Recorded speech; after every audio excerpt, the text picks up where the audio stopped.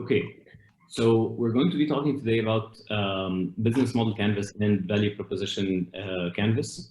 And before we talk about that, we should be discussing why do we usually use these kind of tools? And the clear answer is strategy. But when we first talk about strategy, the first thing that comes to mind is basically the business plan.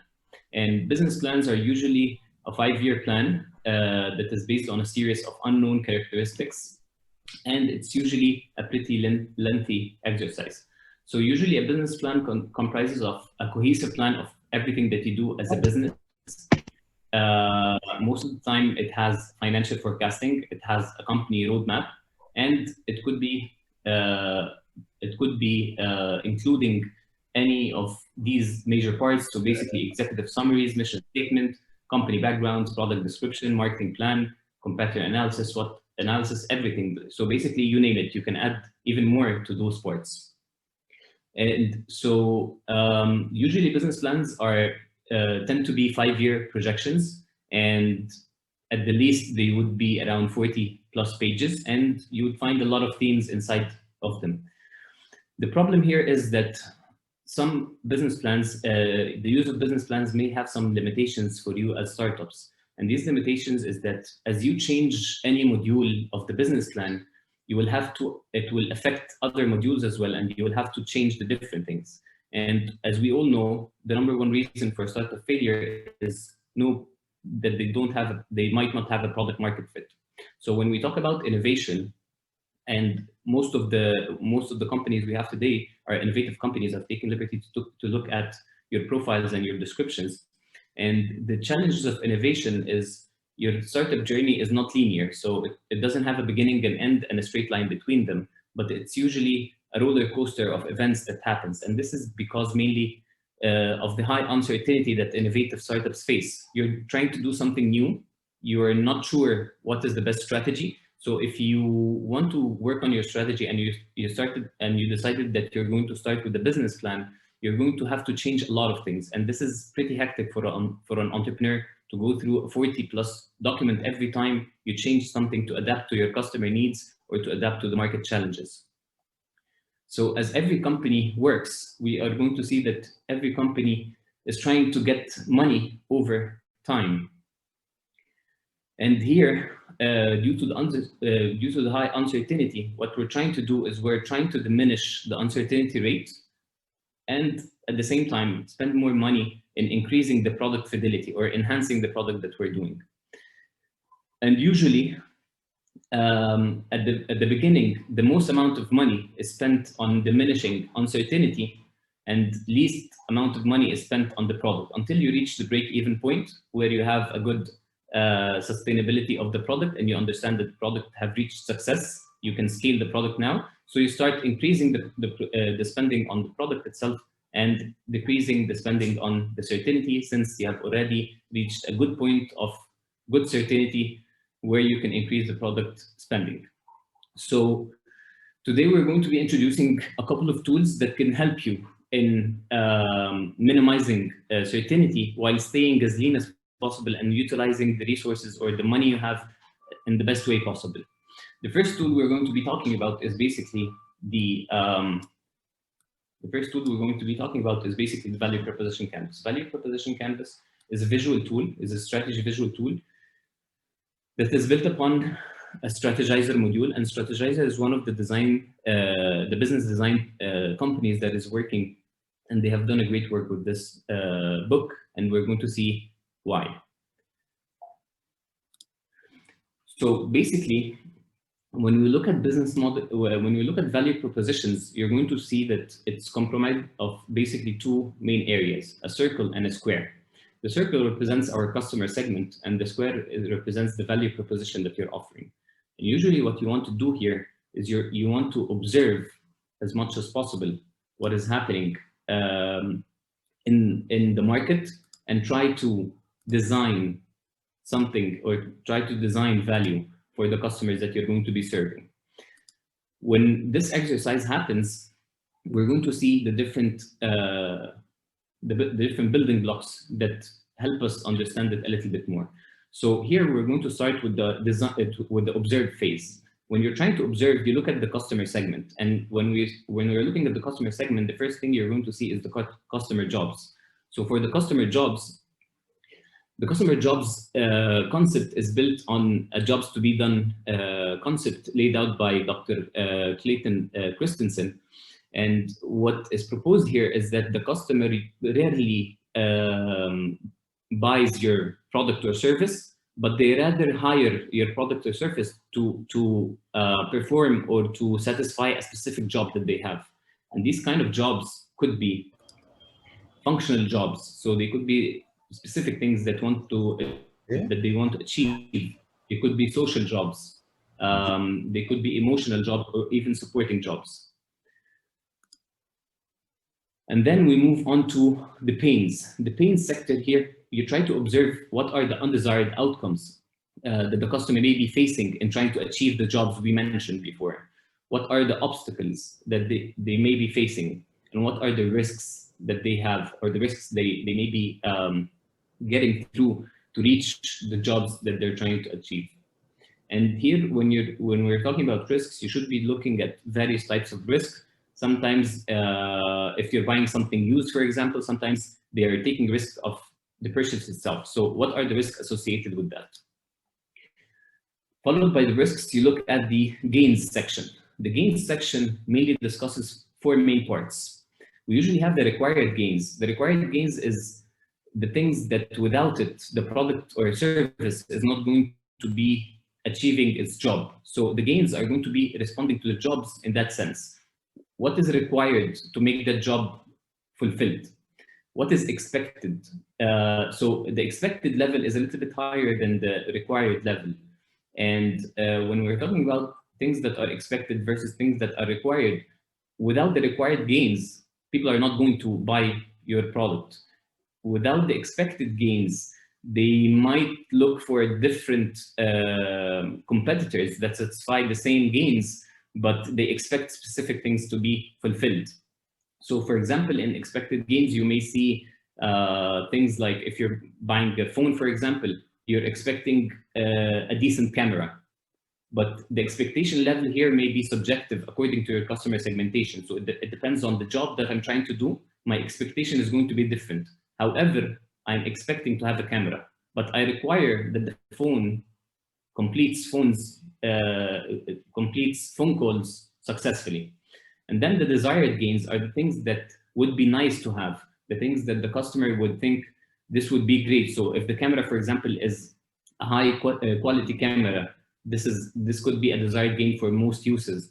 But if you're targeting an influencer, for example, they're going to the high quality camera is not going to be a desired gain, but probably is going to be a required gain. And then finally, we have the unexpected gains. The unexpected gains are things that the customer did not say specifically to you or did not highlight to you specifically, but in a way, they kind of understand the module of it, or they kind of understand how it's going to be laid out.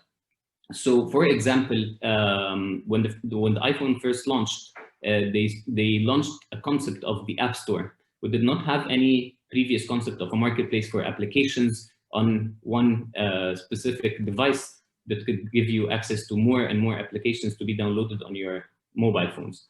And in this case, this was an unexpected gain that when Apple observed the customer, they saw how people wanted to use different things on their phone, and accordingly, they created this marketplace. So this was an unexpected gain at the beginning because no one knew it existed, no one knew how it would react, but they kind of wanted the idea, but they did not know about it first. On the other side, so once we completed the circle, we start designing what we're going to be responding to the observations we have made or the observations that we have laid out. And on the observation side, on the design side, we start with the product or service that you're offering. And on the product or service that you're offering, we could have multiple types of products or services. So basically, you could have a physical product. It could be an intangible product. It could be something like intellectual properties or anything of that sort. It could be a digital product. So it could be an application. It could be a license. It could be anything of that sort. And it could also be a financial product or service that you're offering. And the product or service, you should clearly state the product that you're offering and how it responds to the different jobs that are laid out in the observation part. When you're done with the product or service part, you should be moving to the pain relievers. And for the pain relievers, you try to respond to the pains part. Pain relievers, usually you try to see what features do you have in your product that alleviate the different pains that were laid out here. They could be alleviating or reducing or completely eliminating the pains. They could be reducing the frustrations that the customer may be meeting in the pains part, and they could be overcoming different obstacles that your customer is facing in trying to achieve his or her jobs. And for the last part, the game creators, again, you try to look at your product or service and you try to see what would be the game creators that create the gains for the customer. So basically here you try to see what are the features or what are the occurrences, what are the opportunities that your product or service creates in the market that is going to satisfy the different gains that are there. And these kind of game creators, you're going to see that they are meeting the expectations, they're meeting the desires of the customer, and they may be a surprise for the customer to be fulfilling an unexpected gain. So basically, when you're trying to fill out a value proposition canvas, always make sure to not mistake that pains are not the opposite of gains. So pains is a completely different thing than gains, and they both relate to, in order to better understand it, they both relate to the jobs to be done of the customer himself. So the pains to make the jobs, the pains that they face when they're trying to fulfill the jobs, and the gains are what they expect or what they want in trying to fulfill the jobs. So these are not opposites, although some opposites may occur, but do not try to fill out the pains and then create in the gains everything that is opposite to the pains. Rather, we are going to be designing on the left side, on the square side, or on the value side, we're going to design the product and try to see what could be in the product, what could be included in the product to fix the pains and gains. What if you're working on a B2B model? So when you're working on a B2B model, try to look at a company that you're serving as a virtual character, and your company is going to be a virtual character, but it's really this virtual character thinks and makes his opinions and makes his decisions based on the views of actual people that are steering this virtual body. So what you're going to want to do here is you're going to want to observe different customer segments within the company. So you're going to see that most projects, if you're working on a B2B model, most projects are going to be working with different people within the company to get it done. So you're going to see that you may have a decision maker. You may have someone who is searching for the different products themselves. You may have people who are influencers, and you also may have people who are saboteurs or people who try to, who may block your value proposition from reaching your decision maker.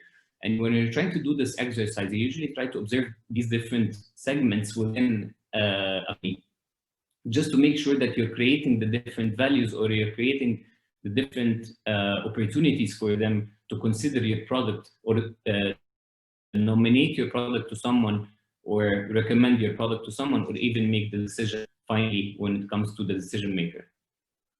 So when you're thinking about that, think of supply chain, think of tech investments, think of things like that, especially when you're offering a product that is based on a B2B model. So what we're trying to achieve here is we're trying to look at the relationship between the square and the circle. And usually what happens here is you see that a problem solution would occur. That means that you have a problem and you have a solution that fits the problem, when you can see that on paper you have decent pain relievers and gain creators that are responding to the gains and pains. And you don't have to answer all the pains of the customer. You don't have to satisfy all the jobs of the customer, especially if you're starting with the observation phase first. And I understand you're going to be talking about design thinking tomorrow, so you may hear the word empathy tomorrow a lot. And when you're observing the customer and you're trying to empathize, you're trying to put yourself in their place and really understand their issues, before you design your product or service, I'm aware that you have product or service already, but when you're trying to observe at first, you're trying to match, you're trying to see all the customer jobs, all different customer jobs, just to make sure that you're capturing everything so that you don't have a very narrow view what the customer wants and you miss out some things into your product or service. So usually you tend to see that the circle is going to be much more granular. You're going to see a lot more points on the circle side than on the product side, and you don't have to respond to every single point that you have observed on your product, but you have to, so here the recommendation is to always list or organize your products and services, your customer jobs, pains, and gains in terms of extremity to or importance to least importance. So the customer may have a bunch of jobs. What are the most important jobs to this customer? And sometimes you may find that different customer segments are going to behave differently. So we talked about how jobs are going to be functional jobs. Jobs could be social jobs. So social jobs are going to be looking at status, for example. Some customer segments may have status as the main priority in purchasing or dealing with your product. Others may be more functional about it. They don't care that much about. So here, this is the importance of customer segmentation and really understanding the different parts here. And as you lay out and you number your jobs, your pains, and your gains separately or individually, from most important to least important, you would know how much does your product or service actually tailors to the customer main jobs or to the customer main pains or to the customer main gains. And the more you target the most essential jobs, pains, and gains, the more your product is going to have a better product, a better problem solution fit, and the more your product is going to be creating more value for your customer. So this was mainly about the value proposition. And from the value proposition, we move on to the business model canvas. And the business model canvas is basically a layout of the most essential parts that your business is going to go through. And usually you're going to see that it's a little bit like the a business plan, but the value here is that it's all laid out right in front of you, so that you have the chance to make decisions and you have the chance to see how the coherent plan, the cohesive plan works together and how the different segments works together. And as we mentioned in the business plan, if you change one thing somewhere, it's going to definitely affect the other building blocks as well. And this is the same as what happens in the business model. But since we have a lot of high uncertainty, this is what we want to look at when we're looking here. So basically, first of all, you're going to see the customer segments. And here we can take the customer segments from the value propositions that we have designed. So if you have multiple customer segments, we can definitely lay them all out. And then for the value propositions, you're going to derive your value proposition from the square side of the value proposition canvas.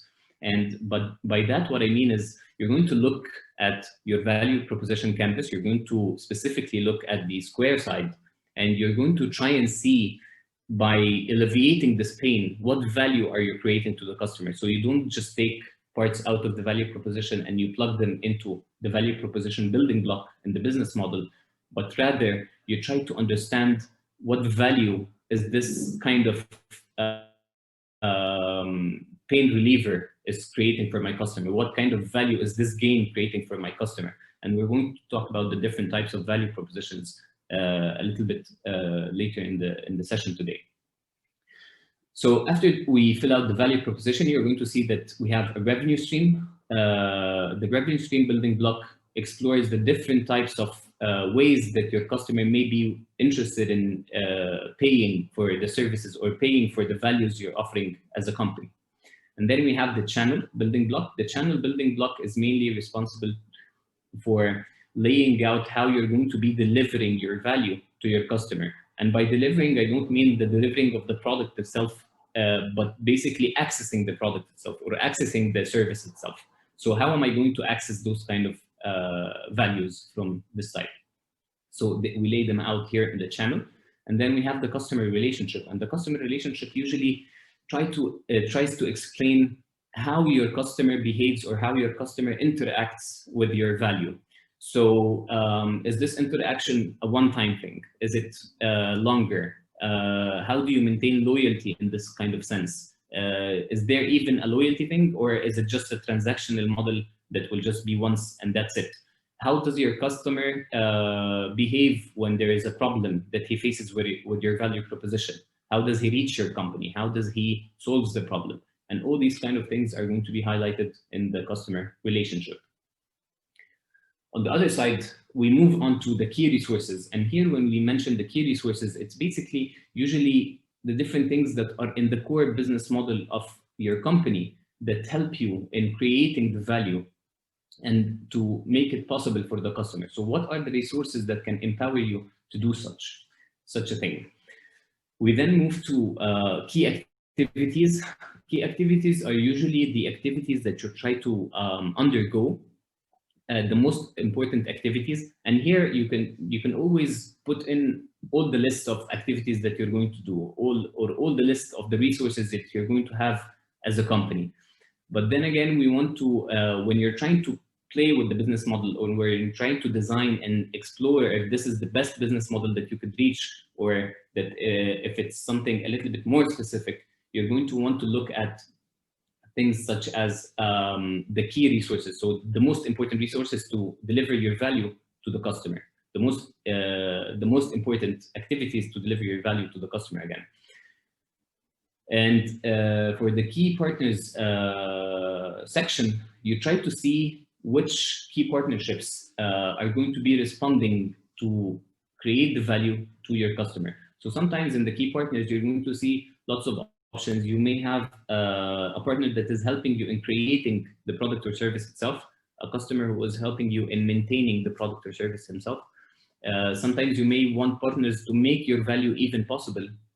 And this is usually what is meant by the customer segments. And sometimes even in multi-sided business models, if you're serving two customers and these two customers are relying on each other. So for example, if we look at shared economy models, you're going to see that sometimes we have someone who's offering an asset that they have, whether it's a car or a house or anything of that sort, and he's offering to another customer to be used. But then again, for you as a business model to operate, to be able to serve the renter or the person who's going to be using the asset, you need the asset itself. So although the asset owner is going to be a partner here for the customer segment, who is the user of the asset, you're also going to have the owner of the asset as a customer segment in order to understand what would make that owner of an asset willing to place or to give you access to his assets for other users to use. And then we look at the cost structures. So we try to understand what are the costs that are entailed to make my business model happen, or to create my value and deliver it to my customer. Usually, when you look at the business model, you're going to notice two main parts. And the two main things are basically the right-hand side and the left-hand side. The right-hand side of the canvas is usually focused on everything that is related to customer-facing. So you're going to see that the right-hand side of the canvas includes all the building blocks that the customer may see and interact with. So he knows who your customers are going to be. He can see your value propositions, and he understands your value propositions. He can see how you're going to get money out of him, or how you demand to get money out of him. He can see the channels that he can access your product or service by, and he can see the customer relationship, or how he can interact with you further as a customer to understand more about the value proposition or to fix a problem, so post-production. On the other side, the left-hand side is usually everything that is inside the company. So here it's internal. You don't usually see a lot of things. The customer doesn't necessarily see the partnerships you have created to make your value possible. He doesn't see all the activities that you have undergone, or the key activities you have undergone to make that value possible. Of course, they can see some things like, for example, marketing or sales activities. But then again, he doesn't see the marketing strategy. He doesn't see what specifically happens in the marketing activities that is done. He can only see the ad as some sort of a channel. And the resources, what resources do you have that create that kind of value. Again, this is something internal into the company, and the cost structure is everything that have costed you something to reach that model. So in order to understand the business model on a deeper level, you could also look at these main 4 building blocks. So customer segment, value proposition, channel, and customer relationship as main desirability options. So these kind of 4 business models are going to show you a bit of how can the market interact with your product a little bit more. So does the market want your product? How do they want it? How do they want to interact with it? And all these kind of things. So if you have this, these 4 building blocks are completed properly, then there is desirability. There are people who want your product properly. And on the other side, the key resources, key activities, and key partnerships, you're going to see that these 3 building blocks usually correspond to your feasibility or the implementability of your product. So when you are looking at these 3 building blocks separately or together, separately from the business model, here you're trying to see, do I have what it takes to create the product that has desirability? Do I have what it takes to create the value that has desirability on the customer or not? And the last part is the viability. So the viability is answering the question. When you look at the cost structure and revenue stream, you answer the question of, is it worth it financially to actually seek my product? Is it worth it financially to grow my product? And we have seen a lot of products over the years at AUC Venture Lab, which is where I work. We see a lot of products or very innovative business models, but then again, they fail back on the viability section. And this example, let me try and give you an example on each one of them.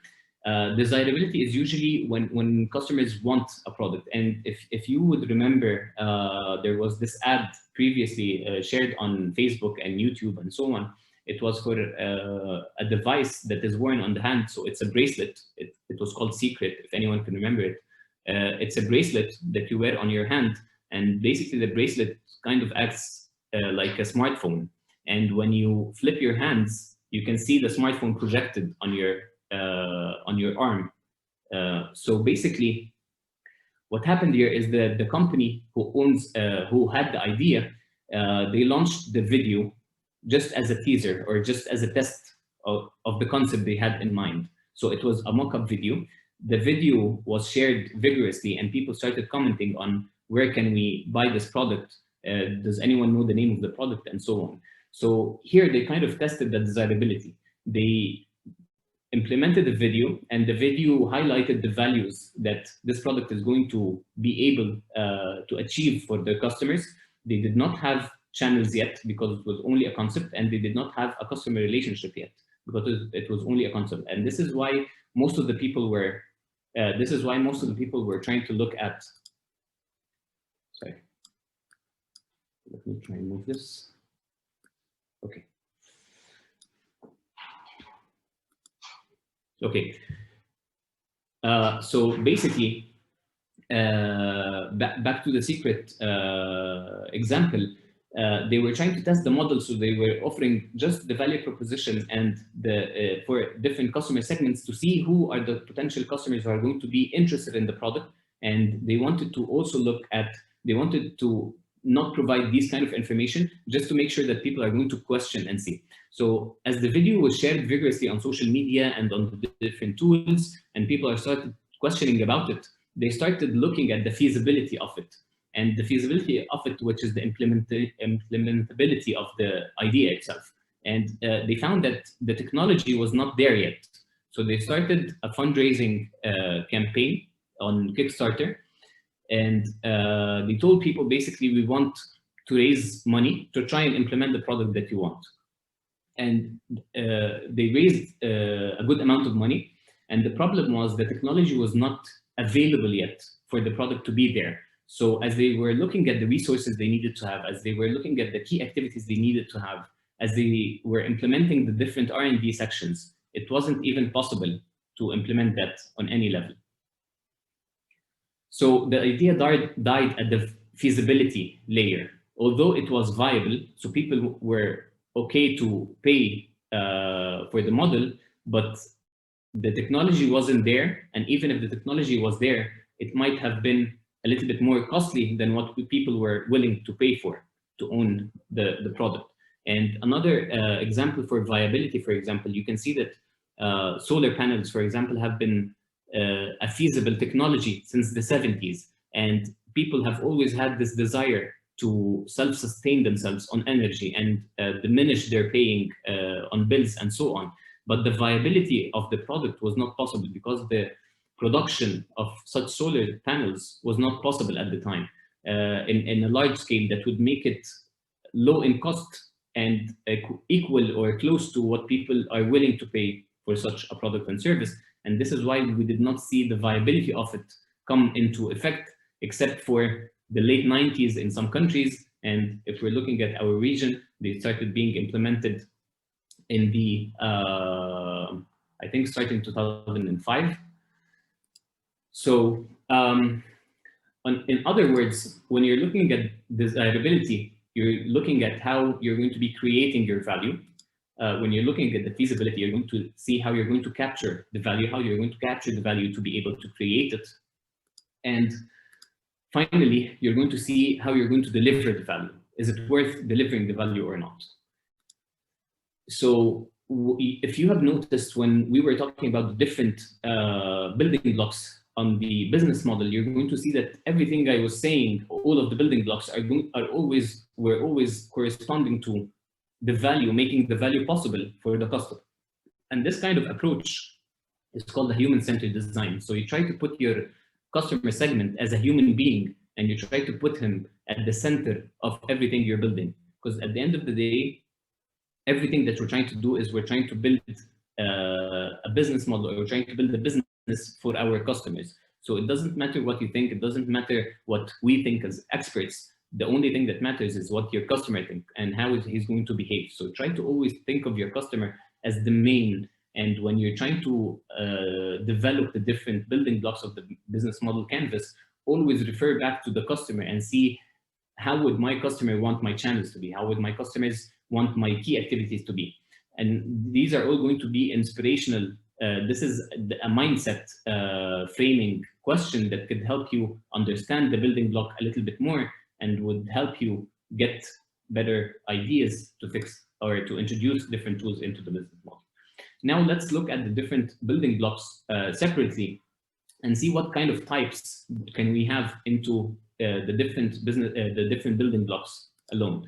So when we're talking about a customer segment, usually in customer segments, you could have multiple types. And usually you would see most business models are going to be talking about mass market, niche market, segmented market, diversified markets, and multi-sided. What do we mean by each one of them? So basically a mass market is when you're trying to target a big market segment that all share the same value proposition of something that you're offering. A niche market is when you're trying to target a lower number of different people, and you're trying to offer them something that is niche, but you're going to be probably increasing the revenue in that sense, or you're increasing the price of your offering because they are a lower number of offerings. So you're not going to be able to sell more of your product or service or your value in that sense. Segmented market. So basically, when you look at the segmented market, you could always have different segmentation for the market. Sometimes you may have the same amount of people that want specific values from you, but they may want something slightly different in terms of values. And we can see that, for example, in the new lineup of the iPhones. So we have seen Apple for the first time introducing a mini iPhone. And we have previously seen that happen with the iPhone C collection, or the plastic kind of iPhone, the first affordable version of the iPhones that Apple introduced early. And here, what has been done is basically Apple tried to segment the market into different clusters so that they would change the value proposition a little bit, and they would have the same product appeal to different customers, or different or a bigger segment of their mass market. The diversified market, you try to look here at the different customers who may be who you may be able to capture by changing the value proposition of your offering, but you're relying on the same infrastructure of your business. So when you're looking at a diversified market, you're going to see that you're playing on existing key resources, you're playing on existing activities that you have done, playing on existing partnerships that you have done to offer someone something different. So in this specific example, we can look at Amazon, and Amazon in this specific case, they have the Amazon, the e-commerce marketplace that we all know, and then they have another company that is called AWS. And the infrastructure of Amazon, the e-commerce marketplace, required a high data bank or high data centers that could accommodate the different number of products that are hosted on their marketplace. And because they always have to have a little bit of additional data centers or data space for their products, they wanted to see, why can't we utilize this kind of space if it's not utilized by our marketplace? So they spin off a different company or a different product in that sense, which is AWS. And AWS is basically a company that offers cloud services for different companies, so different hosting, data hosting, and so on. And here the change is you completely changed your value proposition. You completely change your customer segment. You have a completely different customer segment. But the left-hand side of the canvas, you're going to see that most of it is pretty much the same, and you're capturing a new market. So this is a diversified market. A multi-sided market is usually when you look at when you're trying to serve, when you're trying to work on shared economy. This is you're going to see that on more of the shared economy models. And when you're trying to create value using experience that you have from someone, but you don't have the resources to deliver your value. So basically, you try to have two customer segments. So you're serving two different customer segments with two different value propositions, and one of those customer segments is integral in serving the other customer segment. So you have to have one to be able to serve the other. And this is what we call a multi-sided market. And usually you're also going to see that the one that you need the most to be able to serve the other customer is also going to be appearing in the partnership section or the key partnership section. So let's move on to the value proposition. Some examples of value proposition that you may want to include in your business models may be related to the performance or how you perform on your company, how you customize, how customized is your service, or how customizable is your service according to your customer segment, getting the job done. So just basically you have a specific job, different products on the market make it easier, but they don't help me fulfill the job. So getting the job done, if you remember Amazon Dash buttons, they're basically just small buttons that you get from Amazon, and you place them near places where you have consumable products. So for example, coffee pods, Nespresso coffee pods or something like that. And this is a kind of product that you don't want to run out of. And because you don't want to run out of the coffee pods, you tend to usually forget to buy from the supermarket, and you usually tend to forget when they're running low. So you usually buy them when they are already empty. So Amazon created this button where you place it next to your Nespresso machine, and basically when you're running low, you just press the button and it automatically orders something to you. So this is getting the job done. It's not a reminders application where you have to plug something in, but when you go to the supermarket, you forget to use it or anything like that. This is an example of getting the job done value proposition. Sometimes you may also want to offer your product, your customer a design or a co-design value. So we can see the design value in Adobe, in most of Adobe products. They empower you to design something new. Branding and status. If you are a company that is working on a high-end kind of product, then brand is usually a very important factor of it. Usually we see these kind of business models you're all fintechs, so we can always see it's usually adopted in the US. We can see how some companies just come up with a specific brand and they cover different credit cards with the brand. So they replace your existing card with a same chip, but in another branding kind of card that gives you a different kind of status for your brand image and your awareness of what's happening. And then you could also be offering a value that is based on price. You could also be offering a value that is a free model. For example, the Google search, it's offering the web surfers a free value proposition in this sense. Sometimes you may have cost reduction. So how could you reduce the costs for it? Usually cost reduction is a B2B kind of value proposition. Risk reduction especially could be implemented well in different lending contexts. Accessibility, to increasing the accessibility of something, or increasing the accessibility of your customer to the value, and convenience, or making it a little bit more hassle-free. We then move to revenue streams. Revenue streams is basically, you can see a lot of things such as transactional. So it's a one-time transaction revenue model. It's a recurring revenue model. It's something that happens time after time, or with more frequency, but it's still transactional. So you can also see subscription, for example. Subscription is when you have a subscription. You all know for subscription, of course, but the difference between subscription and recurring is recurring is a sort of transactional model, but once you get the customer, he knows about you and he's going to probably use you in specific frequency, but specific frequency does not require a subscription model to be implemented yet.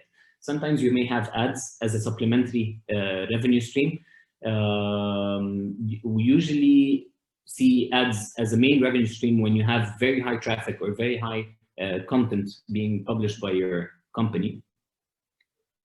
You can have revenues from asset sale, usage fee, licensing, renting or leasing or lending something, or a brokerage model where you commission part of something that you're selling, or part of a value or a product, a service or a product that you're offering. For channels, we usually look at channels. You have to consider the channels on multiple levels of your business. So on the multiple levels, you're going to see that the customer usually has a journey that he undergoes. And in each specific journey, he's going to be looking at the channel to explore the different things that you're trying to achieve. So by the journey, you're going to be looking at, for example, the customer consideration. So how is the customer searching for what he wants? How is the customer considering what he wants? How is the customer actually making the decision of purchase of what he wants? And what happens post-purchase? So does he require maintenance? Does he require after sales? Does he require anything of that sort? So you try to look at the channels on all of the customer journey. And sometimes your channels could be your own channels, or they could be a partner channel. So you could be doing your sales, for example, from your own or through a partner. You could be selling your product or service on your own website, or through a marketplace, or through somewhere else, or even through a retail store. It could be direct. It could be direct to your customer. It could be indirect. So you're offering it bundled with something else, or another value, or another product that is there on the market. When we're looking at customer relationship, you would be advised to consider some of these options. So basically here, what we're trying to look at is customer relationships such as dedicated personal assistants, where you have to dedicate specific customer service personnel to the different types of niche products that you have. And you can usually see that in telcos, for example, where they distinguish between their pre and post-paid plans by giving the higher paying customer, which is usually a post-paid plan, a dedicated personal assistance, just to make his life a little bit easier.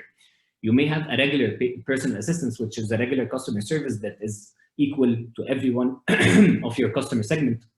Your product could be self-serviced, so it's a help yourself model where you just we don't offer customer service. We don't ever offer any kind of customer relationship with the customer segment that you have. So it's basically a self-service.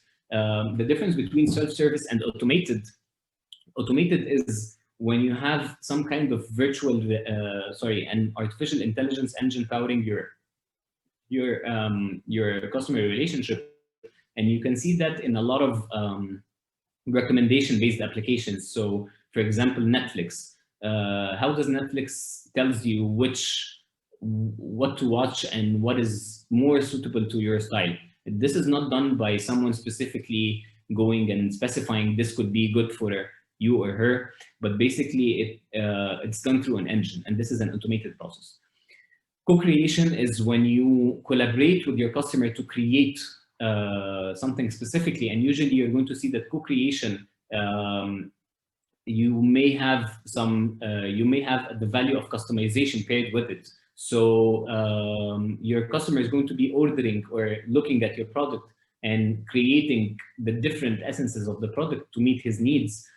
And you can see that especially in tech, when you're trying to buy a new device or something like that, and you could have different tools to create or to modify your product a little bit.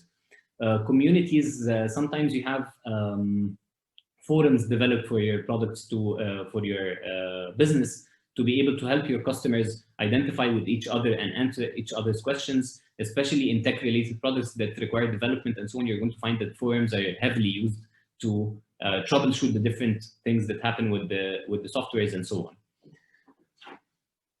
As we move on to the left-hand side of the canvas, we start with the key resources. And for the key resources, you could always have human-based key resources. Usually when we're talking about human-based key resources, we're not talking about staff, but we're talking about integral people or very important people that you may have in your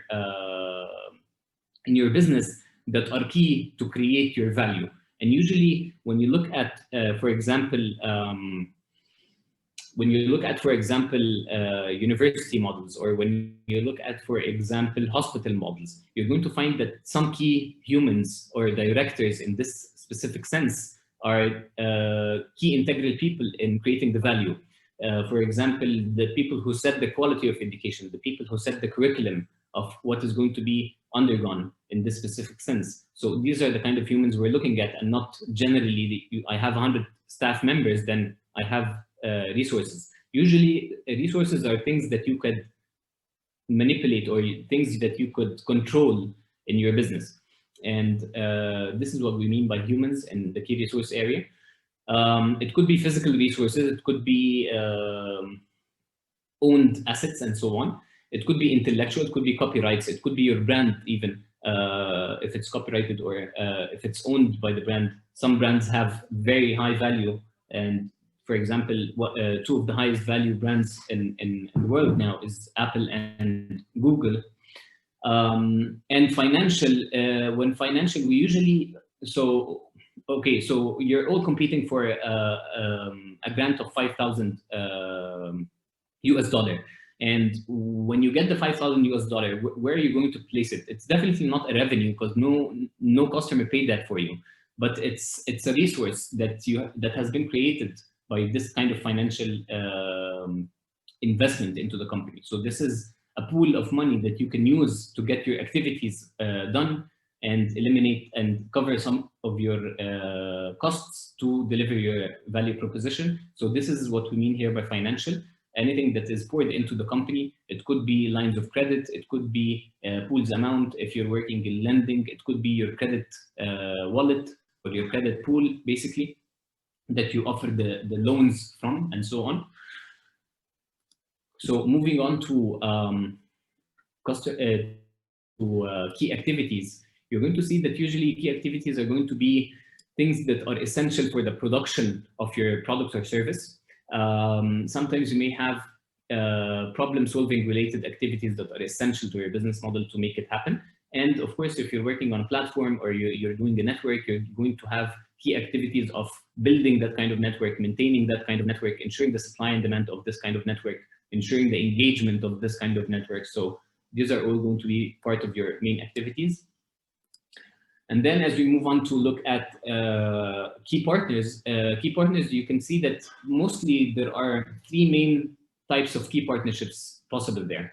And these kind of 3 types are going to be strategic alliances. So when you're partnering up with people that you don't compete with to make your value proposition possible to your customer.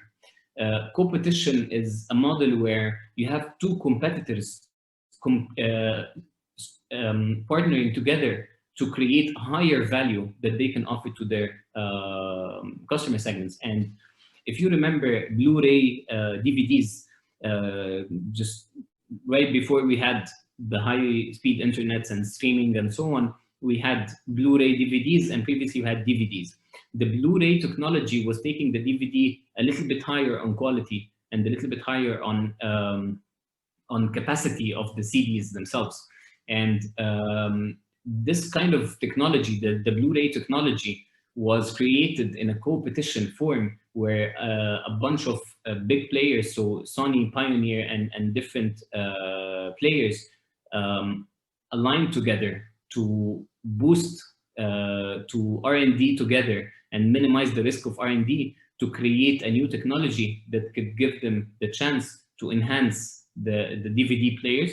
And then each one of them offered his own product and his own Blu-ray player based on that technology together. So basically, the creation of the technology was done through a partnership between the different competitors into the market, and then it was offered as separately as different products offered in the market according to each customer's preference and loyalty to his own brand of choice. A buyer-supplier partnership is basically when you're relying on someone to give you something to offer your value. So basically, if you're partnering up with a bank to give you a specific service, when you're partnering up with a regulator to give you a specific license to be able to offer your value to your customer. So this is a buyer-supplier relationship, and they usually should be captured in the key partners area. And finally, when we look at the cost structure, you try to look at fixed costs, basically the variable costs. Fixed costs are your main cost that does not change on how you offer your product. So it's costs that are stable. So the cost of an office, for example, the cost of the cost of some utilities, for example. These kind of things could be fixed costs, and variable costs are the costs that would change according to what you're offering to your market. So if I'm producing, if I'm giving loans, for example, the cost of processing a loan is a variable cost, because if I get 100 people that want loans, I'm going to need 20 people to process these kind of applications, review them, and so on. But if I get 1,000 people, I'm going to need significantly more people to process the applications and make sure that the loans should be dispersed or not. However, if you're working on something that is new, something that is innovative, and you have a technology in your key resources that does not require you, that helps you in a way to process those applications without relying on human power, then the variable cost is not going to be there. The variable cost of processing the loans is not going to be there, but the cost of developing and maintaining that kind of technology is going to be there. And this is not going to be variable, it's going to be fixed. So the importance here is for you to identify the different types of the different costs you're going to lay out here, just for the sake when you're trying to look at the costs versus revenue to understand your viability, the viability of the concept you're creating, and the worthiness of the concept you're creating, and how does it respond together. So basically, what happens here is we have the second type of fit. The second type of fit, if you remember, the first type of fit was a problem-solution fit, when you have a problem and you have created a solution that on paper makes sense to the problem. And the second type of fit is when you have actual demand or you have actual desire for your product by the market. So you have introduced your values to your customer, and your customer have shown interest to pay for that kind of product, then you have a product market fit. You have a desire for your customer. And then the third type of fit is when you have a business model fit, where you have your desirability set straight, it already corresponds with your feasibility, it is feasible to complement your product. And the last part is when you have your viability set straight, it is worth it and it is sustainable and scalable to keep offering your product and service into the market. And this is when you have your business model fit. So everything I've been talking about is derived from two main books, the Value Proposition Design book and Business Model Generation book. They have a lot of examples. They have very detailed, in-depth explanations. So this was mainly an overview of the tools and how you can use them. But you can, for specific questions, you can definitely have more look at the books. The books are by a company called Strategizer, Dr. Alex Osterwalder and Dr. Yves Berner. Please check them out. And I'm happy to answer any questions you may have. And sorry if I was going too fast, but the time was pretty short. Thank you so much, Mohamed, for this insightful session. Yes, we will give some time for questions. So I think we have Asma who would like to go first from InData Core for the EKYC challenge. Asma, you're here? Yes. Yes. First of all, thank you so much for this presentation. Well, may I please ask about the customer jobs? Are we talking about the real jobs or what they are looking from the product? Okay, when you're looking at jobs, you don't have a product yet. You're trying to observe the customer and how he behaves. And usually, when we try to implement the jobs concept here, you try to look at what is the customer trying to get done. So what is the customer trying to achieve? Not by your product, but generally in life. So for example, and you can see that implemented in lots of marketing techniques now. For example, when so we've all learned how Uber designed their application following the jobs to be done module. And the first thing you see when you open an Uber application is just one thing, where to, a where to button where you plug in your destination. While, for example, when you're looking at the Kareem interface, you see a lot of buttons, you see a lot of different things. And another example to make that a little bit more clear, when you're looking at Snickers, for example, Snickers, which is a chocolate bar, and you can see from their marketing that they're highlighting something very specific. And in that sense, they know they're not the tastiest of chocolate bars, but they know that their chocolate bar offers high energy returns or high caloric returns. And this is why they usually try to market it as a snack that kills your hunger. So basically, again, the hunger factor in the Snickers campaign is followed by an understanding of the job that the customers that buy their product most try to use it for. So it's mainly about the feasibility of the product within the customer. Yes, so you try to eliminate the product, or you try to put the product on the side out of your scope, and you try to really understand what is the customer trying to do. So the customer is not wanting to take a loan. The customer is not wanting to, they're trying to take a loan to do something. They're trying to access more capital. They're trying to increase their income. So you try to really look at the job behind the motivation, the real motivation behind the thing that you see that they're doing. So if you're going to boil water, are you just wanting to boil water? The job you're trying to do is probably staying awake or preparing tea or something. What comes after? Yeah, exactly. So basically the motivation itself. But what if we're talking about a B2B strategy? How can we speak about this? Perfect. So when we're talking about a B2B strategy, as I was explaining, when you're talking about a B2B model, you need to explore a little bit more on who are the people behind the decision-making, the influencing, and the research of your product or service. And each one of those individuals in the company is going to have a different job to fulfill. So for example, if I am from the procurement or the supply chain department in a big organization, and you come up with a request. So you want a specific product. What I will be doing is I will be contacting different companies and getting diverse. So what I want here is diverse, affordable prices for different products. I want different products that satisfy different needs. I want it to be as customizable as possible.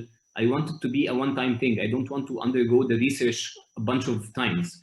So these would be my main, the jobs that I want to fulfill from finding that kind of product. So in this kind of model, decrease the cycle of searching. Sorry. So in this kind of model, it's part of answering the objectives of finding a solution for this problem. Exactly. So okay, you so try to understand. Sure, please. Go ahead. I'm so sorry. I just have another final question. It's how can we have a customer relationship in a business model Canva within a B2B model? How can we have, again, sorry? A customer relationship, that phase of the customer relationship when we're talking about a B2B model. Okay, so when you're talking about the B2B model, it depends on what is the kind of service or value proposition that you're offering. So for example, you can see that a lot of B2B models that offer SaaS products, for example, or software as a service, you're going to see that they have low-cost plans that do not cost, that are pretty affordable by almost everyone, but they do not include personal assistance in it. However, as you go up in plans, you're going to see that they increase the fidelity or they increase the dedication of their customer service. So, for example, a medium tier package of a software as a service business, business to business, I mean, is going to include a specific free number of consultations or tech consultations. And you can see that in Salesforce, you can see that in Slack, you can see that in lots of software as a service. And here you try to understand what your customer is looking for, and you try to see, does he require actual personal assistance? Does he require technical assistance? And should I be charging for that? Should I offer that for free? How is that going to correspond to the loyalty of my customer? So, for example, you can see in some countries, Uber have offered a B2B package model. And although Uber does not have, mostly in most of their countries, they don't have a customer service option. They only have communication through the application, where if you have a problem, you just send them an email or refute a ride or something of that sort, and they would respond back to you within 24 hours. However, for their other B2B models, they have personal assistance or they have customer service where the different corporates could call them or get in touch with them to fix a problem or achieve a solution. Does that answer your question? Exactly, Sure. but in this case, when we're talking about the customer relationship itself, are our customers, are the companies that we are working with, or the clients within that company? Okay, so do you mean are we gonna have like a user? feedback? Are we gonna have a feedback from our partners? So partners is on the other side of the business model. So I'm trying to make sure that I understand your question properly. So yeah, you're asking if it's for the paying customer or is it for the end user? So your customer may be taking something and sub-licensing it to someone else? Exactly, exactly. Okay, so in this specific case, what I would recommend is you would basically, when you observe your jobs to be done of the customer, and you may want to create a separate value proposition canvas for the end user of the customer, but usually you try to, the customer relationship tool is going to be costing you a bit of money, whether it's autonomous, so it's developing an engine, whether it's based on humans, it's personal assistant based, it's co-creation or anything of that sort. So it's going to be costing you money. So what I would recommend is to always put the ideal situation and then look at it in the cost structure. So if you could, if the end user is happy, your customer is probably going to be happy as well. So he's going to maintain his relationship with your business. And usually we try to spend more on customer relationships when we have more a product that is more long-term, that is not transactional, that has more subscription-based or recurring-based for transactions. So when it's a little bit more transactional, we try to shy away from increasing the customer relationships because it's not ongoing. So it's going to be a burden cost. Thank you so much for your answers. I have another question. Concerning the key resources, I would love to understand mainly the difference between the human and the physical one, because what if we have, for example, those very important people to add the value to our business are the staffs themselves? Okay, so you want to understand the difference between a human and physical. A physical. Yeah, okay. So physical is straightforward. Physical is assets that you have into the company. And by assets, I don't mean the office, because pretty much every company has an office, no matter how small. So when you're trying to look at key resources, you're trying to look at the actual resources that contribute to you making your value possible to your customer. And when we're looking at physical here, we're trying to look at tangible assets. So things that could be materialized, things that are owned by the company and only the company can control. So if you are working, for example, in data, and you have data servers, and the data servers here that are owned by the company are physical resources that are required by the company to be able to offer data hosting or offer data analytics and so on. If you're offering data on cloud, so you don't own the data is going to be available on-prem or on the premise of your customer, and therefore you're not going to need that kind of physical resource. And this is the example of the physical resource.